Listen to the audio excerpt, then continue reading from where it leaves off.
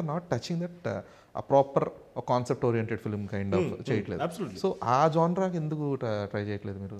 So బబుల్గమ్తో అర్థమైంది ఏంటంటే sir, ప్రైమరీగా we need to focus on writing a story for the theatre and the audience.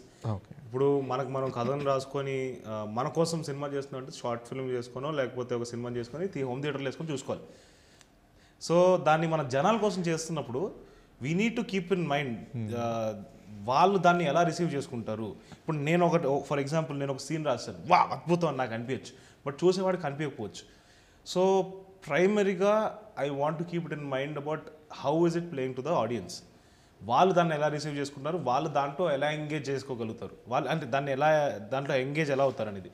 And to be honest అది ఎవరికి తెలియదు sir. దాన్ని కొంచెం వరకు గేజ్ చేయగలిగిందే మన ప్రయత్నం. అంటే ఓకే ఇలా రిసీవ్ చేసుకోగలుగుతారేమో అన్నదే రియాలిటీ. ఎవ్వరికి నాకు తెలియదు దట్ ఓకే ఇది రాస్తే ఇక్కడ ఇలా రియాక్షన్ వస్తుంది అని ఇమాజిన్ చేసుకోగలుగుతారు, but it is not guaranteed. Okay.